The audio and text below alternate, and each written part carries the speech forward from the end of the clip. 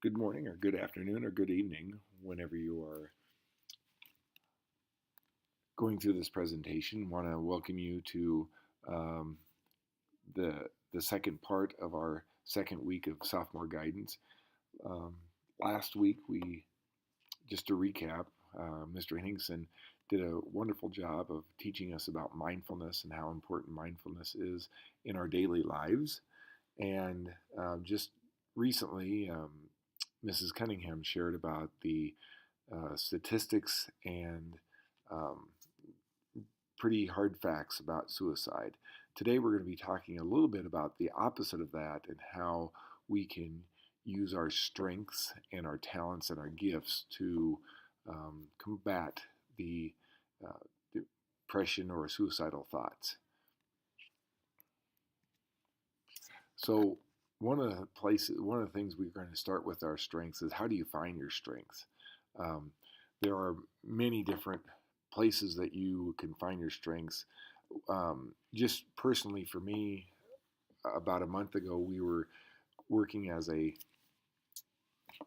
counseling team, and our guidance director, Dr. Launder, was asking us to think about our strengths. And when it came around to me, I froze. I didn't know what my strengths were, and everyone else shouted them at me. They knew that what I do really well, and it was eye opening. So when we when we look at our own strengths, a lot of times we don't see what everyone else sees, and so talking to friends is a good or a trusted adult is a really good way to share, um, find out what our strengths are. Doing some self reflection, just thinking and pondering. Sometimes we don't get enough of that in our technology world. Um, there are some online surveys that will give us strengths or Holland codes.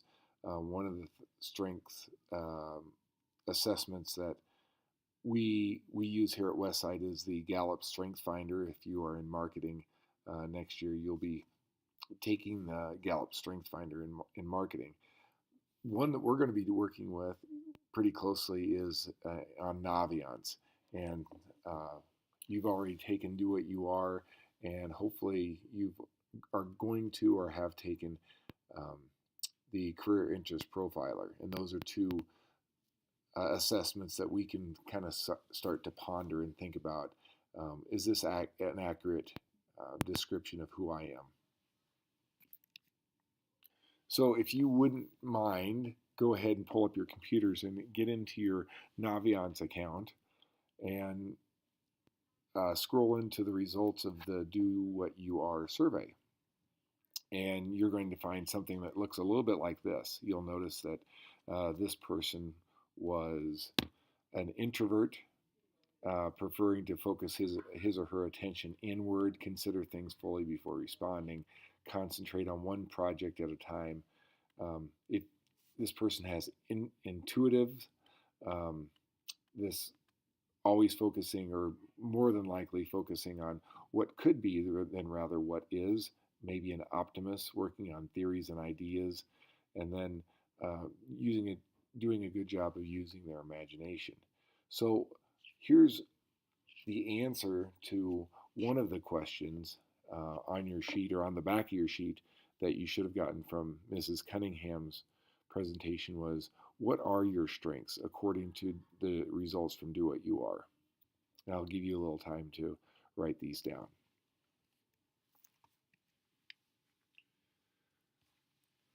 One other way that we can find our strengths is just how people perceive us.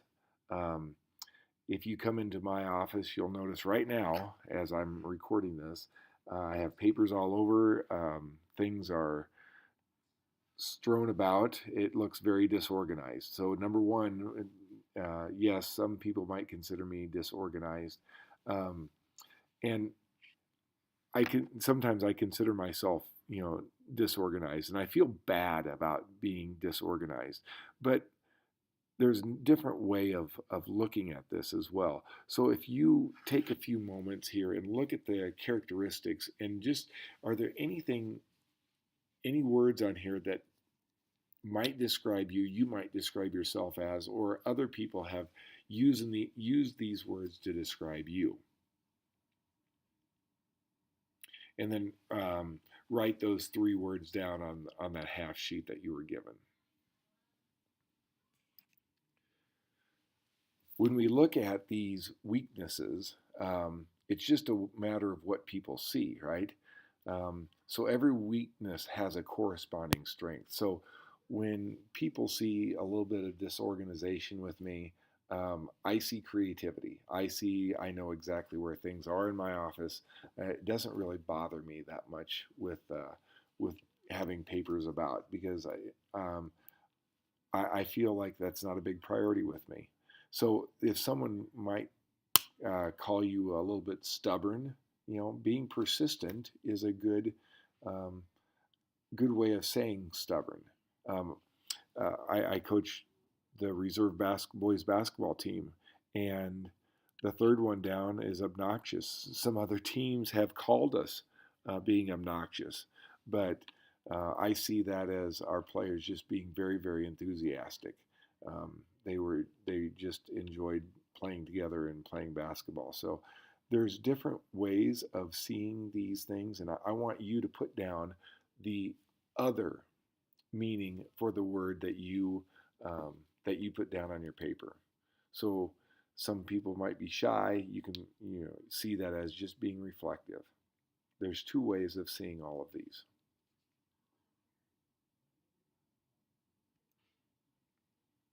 So what you just did right now is called reframing. You're taking a situation that um, might be a little negative, might be a little stinky, and then you're putting a rose in it. You're making it better. Um, Another example of this is maybe you took a test and you got a 50% on the math test, and so you can say, "Oh, woe is me! I got a 50% on my math test." Well, if you got a 50% on your math test, we need to do something a little bit different. Remember, Thomas Edison, it took him 10,000 different tries before he invented the light bulb. And when he was asked about it, he goes, "No, I didn't see myself failing. I saw that wasn't the right way. That way did not work. And so I found 9,999 different ways that a light bulb didn't work." And so he saw the glass half full. And we're asking you to kind of do the same thing. So here, when we talk about making sure that we keep ourselves healthy, keeping ourselves from getting depressed, there are some ways that I want to share with me. Share some of the things that I've done in my past to keep those depressive feelings away. Um, when I was farming, about 15 years ago, I was a farmer and I was a coach. Um, After the harvest season was over and after the basketball season, 2 times in my life, throughout the year, things were really, really dark. Really got really depressed. What I noticed was when I exercised every day, when I got a right amount of sleep, and I did some reflecting. I put it under unplug for you guys, and you can unplug in a different way, just turning off the electronics for a certain period of the day and being able to read or focus on something else, conversation, but being unplugged um, are some very, very easy strategies that are going to help you to stay up instead of spiraling down. So, how about right now? Let's say that a lot of times our negative attitude comes from just, something happens to us, something happens throughout the day. And that could possibly lead you into that toilet bowl of spinning and spinning and spinning downward. Um, so what you need to do is kind of try to catch yourself and realize that you're feeling like this. And there's 2 things that can help you with this. Um, my example, the first one is just smile. Okay, fake it till you make it. Um, I use a couple examples with this. If I'm having a down day, I walk down the hallway. And yes, I sometimes I put on a fake smile when I greet the students in the hallway. But when I greet students with that fake smile, I realize that the the smile that I'm getting back is genuine, and that smile makes me smile, a genuine smile. So it kind of reflects what you're giving and getting from others.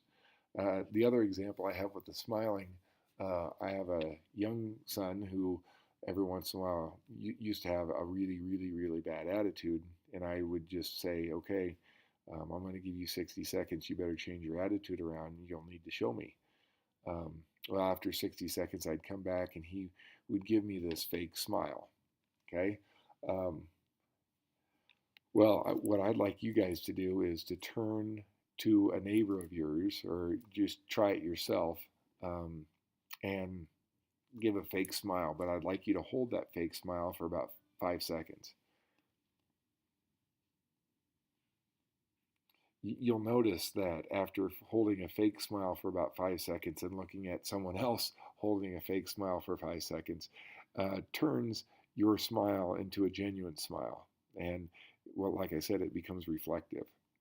Um, my son would recognize that he would holding his smile for 5 seconds and he looked kind of silly and he would end up smiling. And smiling just changes our attitudes. The other one is showing gratitude. And um, we as teachers here at and staff members here at Westside High School have an opportunity to just give a little shout out. Like this morning, I come walking into the office and I see Tim, who's out there with his shovel, cleaning off the walk. Um, I tell him thank you, and he goes, "Yeah, you're welcome." And but we nominate. Um, we have an opportunity to nominate people or just to say thank you for the extra work that they're doing. So I get on the email and submit his name for just a nice thank you. Um, Not only does that make them feel better and very appreciated, but it actually helps me feel better about my day as well. And I challenge you guys to, if you're having a kind of a cruddy day, to start writing some thank you notes to those people who do something or goes above and beyond um, throughout the day.